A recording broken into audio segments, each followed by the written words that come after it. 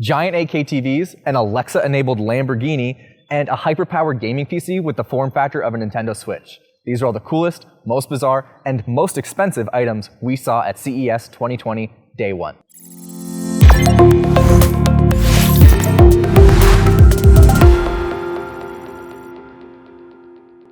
Right off the bat, one of the coolest products we saw this year was Alienware's Concept UFO prototype. It basically looks like a super-powered Nintendo Switch, but it runs Windows and can play your Steam library. Like the Switch, it has detachable controllers, a kickstand, and an included controller grip to make one controller. When you detach the controllers and use the controller grip, it looks like a weird version of an Xbox controller and a Sega Dreamcast controller, which I really like. Now, Alienware didn't mention anything about pricing or specs, but we have seen it run Rocket League pretty smoothly. Another really cool product we saw this year was the Lenovo ThinkPad X1 Fold. Now, Lenovo is calling this the world's first foldable PC, and we have to say it looks pretty cool. Obviously, there's a crease in the screen where the hinge is, but it's not very noticeable and it looks pretty sturdy. It has an OLED display and it starts at $24.99 and is expected to ship in mid-2020. We don't know much about the specs yet, but we're excited to get our hands on one. Another really cool foldable product at the Lenovo booth was the RAZR phone. Now, obviously this has been known for a while, but we had to go check it out and bring back some of those memories. Lastly, we saw the Lenovo ThinkBook Plus. Now, this looks like a normal laptop on the outside, but when you close it, it has a full e-ink display on the cover. The e-ink display on the cover is touchscreen, and it comes with a pen. It runs the Windows Kindle app, and it has an ebook reader. It starts at $11.99, and honestly, it's just really great to see a truly unique laptop at CES. By far the most expensive item we saw at CES this year was the Alexa-enabled Lamborghini HURACÁN.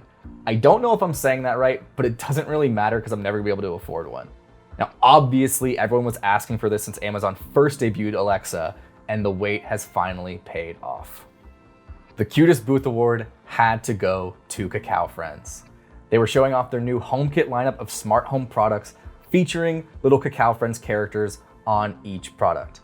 They had a scale, an air purifier, a thermometer, humidifier, alarm clock, and a couple others, and every single one was more adorable than the last. Right now, each product is controlled via a separate app, which is not great, but they said they're expecting to get Google Assistant and Alexa support sometime in the near future.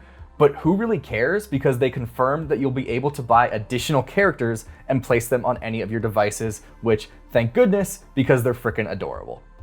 So when we saw alcohol and Keurig, obviously we had to stop and try it, and I was surprisingly impressed. The margarita was pretty good.